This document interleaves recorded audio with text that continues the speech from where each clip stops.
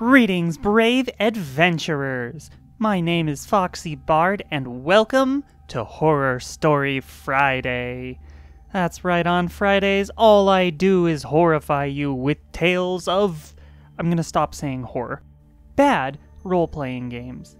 Not necessarily bad games, but bad situations in role-playing games. So, grab a seat around the fire as we dig into these stories of horror role-playing. Our first story is gonna require me to bring out the censor fox right at the start. It's titled, It Hurts Getting in the... And it comes to us from the user Alexander Columbus. This is the story of a man who has some internalized issues that I think he needs to work on. Unfortunately, he decided to make it everyone else's problem instead of playing D&D, so... Tale start. Ever have a complete random stranger at your gaming table? Someone invites someone they don't really know that well. Oh yeah, a couple times it's worked out great for me. But I think we all know it doesn't work out great here. This happened to me a long time ago in a far-off magical landscape called the 1990s. We were playing 2nd edition Advanced Dungeons & Dragons and trying to get a game going. The first warning sign, there's just too many of us. It's my group of friends, plus there was the factor of so-and-so was starting a game, and people answering, "Can I play?" Now, I'm all for inclusion, but D&D has limits on size. It's just a fact. There were so many of us who showed up to play, we couldn't fit around the table we normally used, and spilled out into the living room. Very chaotic. Not a good vibe. The second warning sign, Steve has brought Guy. Not their real names. Steve is a really interesting dude who has a habit of taking in strays / legit crazy people / individuals who don't get what we're trying to do with gaming. It's often hilarious, and I've met some truly interesting people through him. But sometimes you just want to tell Steve to return whatever person he's found back under the rock he overturned to find them. The third warning sign, Guy's entire personality. We're trying to make characters. People are saying things like, "I'll play a fighter," or "We need a healer," or "I want to play a wizard," etc. Guy, who claims to be highly interested in D&D, is taking this discussion as an opportunity to tell us all about himself. Remember, he's in a room full of about a dozen people who don't know him, brainstorming what characters to make. He literally knows Steve and no one else. Guy proceeds to tremendously overshare. Some facts I learned about Guy. Buckle up, friends. Guy is gay. Oh hey, me too. No, really. Guy is gay. Has Guy told you that Guy is gay? Because Guy is gay. Look, I know we talk about it a lot, but that's a bit much. Guy is extremely homophobic. Guy proceeds to tell a room full of straight men, none of whom are homophobes, how terrible the gay community is. Guy is an older gent, and in his day, did your gay stuff in the closet. Coming out is, according to Guy, terrible. Gay pride is the worst thing ever. He can't stand other gays. I am summarizing because I refuse to put into print some of the things that came out of his mouth about the insert anti-gay slur. I swear to you, I have literally overheard conversations with white supremacists who said less insulting and hateful things towards gays. In spite of professing the alleged virtues of being a closeted gay, Guy proceeds to tell us about how gay he is while heaping vitriol on, well, all other gays. Note that at no point has he engaged with us about making a character for the game. which is the reason we are there. We proceed to try to make plans, roll up stats, share books, and get characters created in the brief lulls between homophobic comments from Guy. About the time I am finished with my character, Guy has moved on to discussing the mechanics of gay adult fun time. When I hear the phrase, "It hurts getting in the," I am done. Note that he has said this to express how little he thought of gays who identify as bottoms. He wants us all to know how dumb they are and how easy it is to take advantage of them. Pleasant. At this point, I am done, and say simply, "Can we please focus on Dungeons and Dragons?" I'd like to say that he looked around, finally read the damn room, and realized he had us more held hostage than as a willing audience, but he didn't. He just went on to another topic that wasn't D&D, and talked endlessly until we broke up for the day. Guy was not invited back. Tail end. And this is the most appropriate usage of this phrase ever, but my guy, come on. This guy is unfucking believable. That was supposed to be Christopher Walken from the video game The Ripper. I thought it was funny. Okay? Okay. So, Guy seems to have a heck of a lot of internalized homophobia. Like, I get that this was the 90s, so it is kind of a product of the time, but, like, even back then, this was not okay. I get it. I was around in the 90s. Gay was just used as an insult for most people, but not the gay community. This kind of internalized stuff is... ugh. I hope that Guy is doing better and is more willing to accept himself and his fellow gays, because we're a very welcoming and forgiving community, and he has a lot of possibility to still be happy and get over this kind of stuff. Plus, it was like, what, 30 years ago now? Oh my, Milani, that was so long ago, I forgot I'm old. But let's move on before I get depressed about that fact. Our next story is from the user Mr. Tricorder, and it's called Invoking Rule of Cool to Go Psycho. Now, let's be clear up front. The Rule of Cool is a tool for DMs to use when they want something that might break the rules, but it's cool. Let's just let it happen. Okay, now that we're square on that, Tale start. TLDR, player invokes Rule of Cool to go slasher movie serial killer in light-hearted game. Warning, quite graphic at the end. I've read it and I don't think it merits a trigger warning, but I will put a code up on screen just in case. I have yet another story about a psycho I discovered in an online game. We started with a small one-shot that went well. The players requested a follow-up, and I was for it. Now, this game contained some rather fresh players to TTRPGs, so I went with a Monster of the Week format, with classic heroics, save the dragon from the evil princess stuff, the exact same way I did the prior one-shot. Also, hang on a second. Save the dragon from the princess? Ooh. Now that's more interesting. My table rules were simple. No evil characters, only PG-13, and cooperate.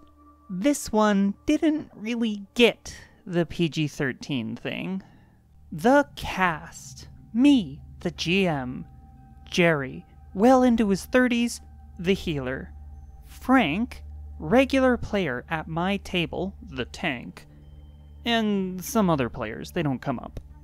After some adventuring, the group arrived at a new city. After some dealing with some merchants and some terrible rolling, they were asked quite steep prices for their supplies. Not that it mattered too much, the group had more than enough gold to buy a month's worth of stuff, but Jerry wasn't willing to pay the higher rates. That's the price of failure, my dude. So, without really warning anyone before he picked an elderly merchant out, went inside his store after sunset, held a knife to his throat, and then after the man surrendered, he took everything he wanted. Curiously enough, he then left a couple gold pieces for the merchant's troubles, but not nearly enough to pay the wares even at regular rates. To be honest, this was quite strange. I didn't rule the character evil yet, but of course the merchant involved the guards of the city, so Jerry was a wanted man now. I asked the other players what they thought about it. They decided to help and smuggle their healer out of the city. He's been nothing but helpful so far, so they were happy to return the favor, even if this is a questionable choice. Fair enough, we proceed. Jerry assured everyone he already got some grand plan to get him outside the city walls. But not to spoil the fun, he was adamant about not giving any details. He requested the assistance of the group's tank Frank, however. The two then stalked around the back alleys in search of some guards, and after some time found two slacking off somewhere. Jerry and Frank quickly knocked them unconscious. Frank: So we're disguising as guards. Not sure if that qualifies as a grand plan. Jerry: I'm gonna need your help with some stitching. Frank: Huh? Jerry: I'm going to cut off their faces, and we're sewing them onto ours as a disguise. Gross. Gross. Most players thought at first this was an awful joke. But no, he was dead serious about this and kept insisting on his plan. He argued that his plan was really cool and awesome, and therefore it should have a chance of success under the rule of cool. I heard enough. He grossly violated a table rule and wasn't going to back out. That was it for Mr. Leatherface. Tail end. Okay, so that was evil as Fox. I don't care the situation. Cutting off someone's face and stitching it onto your own is evil. Full stop. That's evil. That's also not how the rule of cool works, as we covered in the beginning. The rule of cool is something for the DM to invoke. Players do not get to do it. Also, Tank Frank. I like that. Let's get to our last story. Our last story for the day is told by the user Talamlanskin. Talamlanskin. Oh, there it is. That took me way too many tries. You only heard one mistake. And it's titled, A Girl Wants to Join the Game? Age/measurement/pick, please. I think you all know what we're probably in for here. Tale start. Short and sweet, more eye-rolling than horror. About 6 years ago, a buddy of mine told me that he had found a group to play Pathfinder with, and hey, they could still use one more player. How about it? Yay, more Pathfinder. I was starving for some pen and paper, so I agreed immediately. He added me to the Facebook Messenger chat they use for communication. Wow, you really do know that that's 6 years ago. Now, in Facebook Messenger, you can see what other people wrote even before you joined.